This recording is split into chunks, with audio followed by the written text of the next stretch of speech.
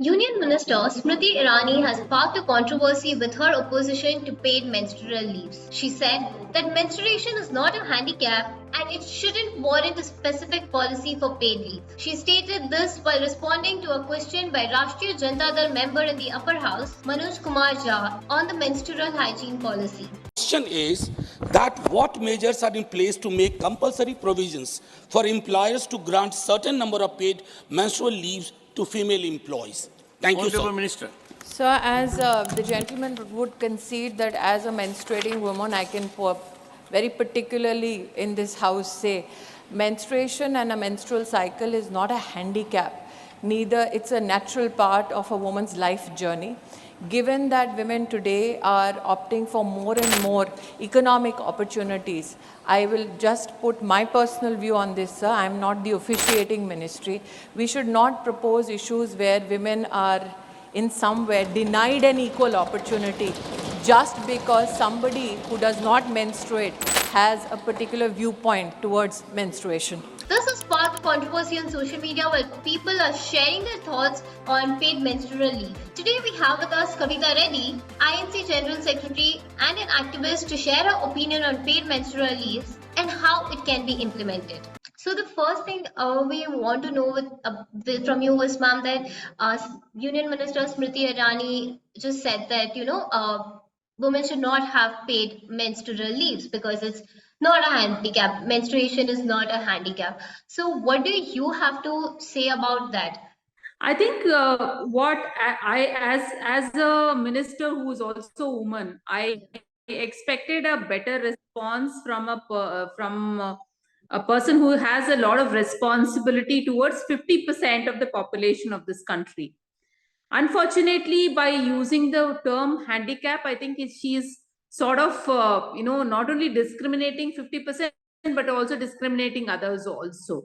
It is very unfortunate that she makes such kind of a statement without realizing a large part of the population, if is going through something which probably she doesn't go through, doesn't mean that the rest of the population is not going through the pains or the issues related to menstrual cycles. So now, what would be your take on paid menstrual leave? Because even now we have a few startups, a few companies giving menstrual leave, but it's very dependent on the ideology of the company and their leadership. It's not mandatory. There are no rules as such to govern that. So what do you have to say?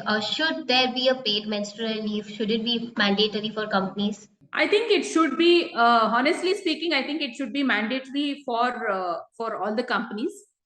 There has to be certain process which has to put in place for women to avail menstrual leave. I agree that not everybody goes through the same problem, but I also have to point out a report which said that more than 65% of the working women feel uncomfortable during menstrual cycles when they're working. I'm talking about 65% who have already replied to a particular questionnaire. And we have cases where more than 50% of females suffer some kind of discomfort during the menstrual cycle. So this is a biological process. And, one needs to understand the biological process of a woman. And if we have to encourage them to participate in the workforce, in the labor force much more, I think we also have to understand their biological demands so that they feel much more safeguarded, they feel much more comfortable to be part of the workforce. I think that is my take. And there is, of course, there is another term which says that so many leaves are given, then it will decrease productivity. Then this is discrimination. Then everybody will start asking questions that why women get more number of days. Women get more number of paid leave because they're the one who carry a child for 9 months. Yeah. So men don't do that. So the fact is when we talk about equality, it's not equality, it is about equity. So we should stop talking equality and stop talking about equity. Equity is when you give what is needed for that certain set of people. That is what equity is. And that is what we have to demand for women in the workplaces. So there has been certain laws which are pro-women, especially when it comes to the sexual harassment at workplace, the act which was passed. So there are certain things which is being put in place, but I think in continuity of as a humane society, as a society which believes in equity, as a society which believes in the progressive thought, I think we have to start looking at this. So, ma'am, like you mentioned that there is this argument also that if menstrual leave is given, the workforce, the participation of women workforce might decrease because it amounts to around 1 month of leave. If overall, when we look at the yearly thing, it might end up having an extra month of leaves. And a lot of people have argued that this might mean more hiring costs for the company and they might not hire women because of this. So what do you have to say about that, and how does that come into the economic cycle? If you could help us understand that also. No, I don't know if it is 1 month or half a month, because I believe that at least a base minimum of 1 day has to be given. So I'm not saying that give 5 days. I think that's giving 5 days is a little impractical. I also understand that, but at least giving 1 or 2 days, I think 1 day is definitely givable. And as we say that, women who can only sort of avail that, who want to avail that, can avail it, and who don't want to change, they can choose to sort of not avail it also. The argument of saying that women hireability will come down, you tell me, from so many decades we still have 32% of women working. So far it was not there, so why there is the women workforce not increasing? So there's already a discrimination of women workforce, in the workforce, and we are not taking more women into the workforce. We are not making the workspaces more women friendly. The kind of businesses which we are coming up now, like for example, let's say the platform economy which we talk about, the gig workers and all, you don't have women participation in a city like Bangalore, which has about 3 lakh gig workers, or the platform economy workforce.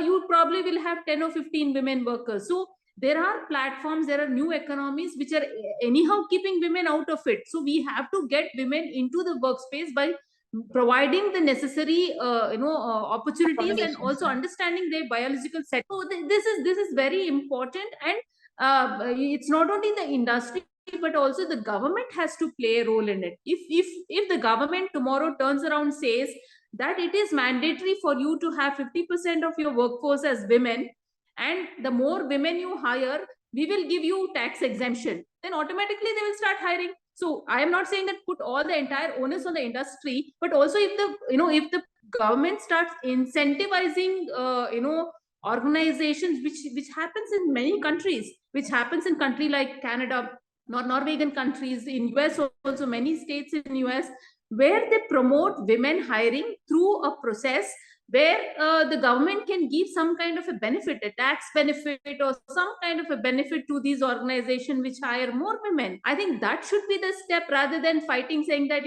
this becomes very unviable for organizations. I'm sure many organizations will appreciate if the government steps in and says, like, hire 50% of women and we will give you some kind of a tax benefit or some kind of a benefits for the organization itself.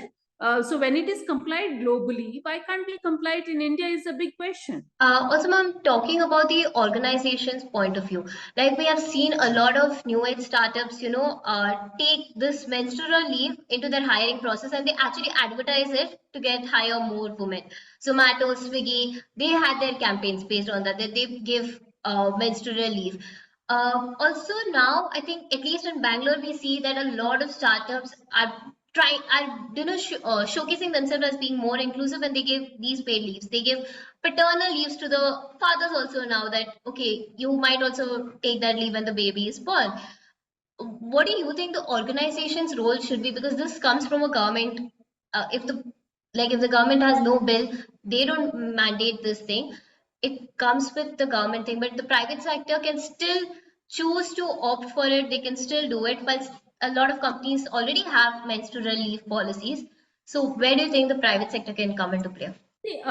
Some of the, not many, I think 10 or 12 organizations, which is basically the startups and new age economy organizations, have done it. I think that is a very fantastic move, because it not only promotes the way they look at women, it also promotes, as I said, it's not about equality, it's about equity. So you have to consider the biological differences between man and women, and then look at hiring them, or rather giving them an opportunity in your employment process.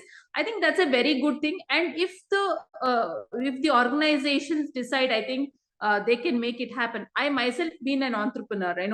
I was one of the co-founder of India's largest staffing company. I don't see why a company should not be doing it. I don't see a reason why there should be so much of a hindrance, or rather too much of a discussion and debate over it. Rather, the private sector can go back to the governments and say that we want to increase our women workforce in our organizations. What is that you can do for us? I'm sure the government will be more proactive, irrespective whichever the government is. I think more proactive to increase the women workforce itself. If the women workforce is increasing from 32% to 60% by making certain changes and giving certain benefits, or demanding certain benefits from the government, I think so be it. So that's how you should negotiate. This is all making things happen. The problem with the private sector is that they assume that the world they live in, a world which is the best. They can choose what is best for them, but they have to also understand that they live in a society where 50% of the population is women, and there's a huge discrimination of the women workforce. There's a huge discrimination of women also. Their participation in across all the sectors, including the political sector, is very, very negligible.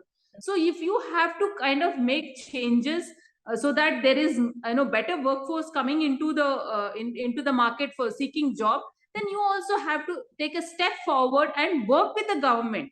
Work with the government, come out with a policy, jointly come out with a policy, so that it is workable both for the organizations as well as for the government.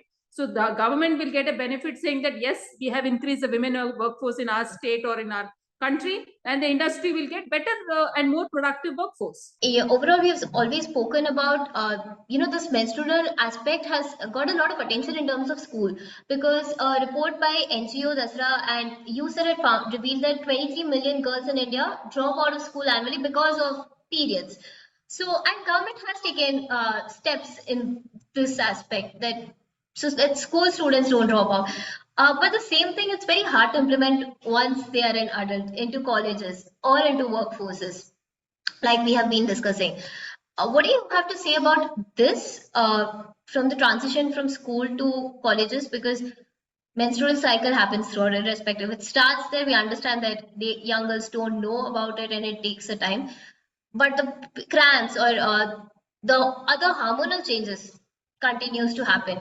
So why is there such a drastic change in terms of government, in their response for the same issue, a problem? That's because the government doesn't have more women in the assemblies and the parliament. I think that's a straight away answer, because a lot of understanding of what women go through in a particular, in their life, in the life period, I think is not really fully understood. And there are a few people, probably like Smriti Irani, who really only look things from their own perspective, and not really from perspective of women who have gone through difficult times. So the challenge is that because we don't have policy makers, lawmakers as women, so they don't think from a women perspective at all. So that is the biggest challenge we have. And the fact remains is that yes, the governments have taken care of ensuring the girl child comes to school. So there is adequate sanitary pads given. Hygiene, menstrual hygiene is something which is very, very important for us. Even today, less than a very small population of the women who are menstrual hygiene is a very difficult thing in India. I mean, we have not even reached the mark of 50%. So there are a lot of challenges of this, and the government is addressing that in one side. But I think what the governments have not looked at is what is beyond this. What is beyond this? How to get them into the workforce? How to sort of take away this kind of the taboo about menstruation, menstrual cycle. This has to go, and every man has to understand what a woman goes through. I mean, because that's when you start of relating, or rather understanding things from a woman's perspective.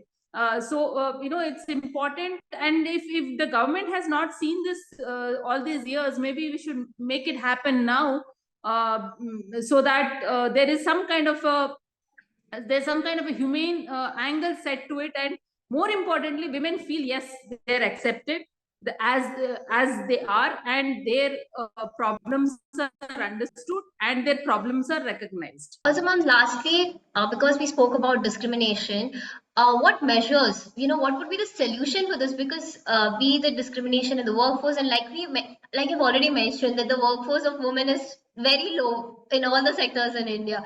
So, what could be a solution to that? What can private sectors as well as the government do to ensure that more women, that equal participation is there in the workforce?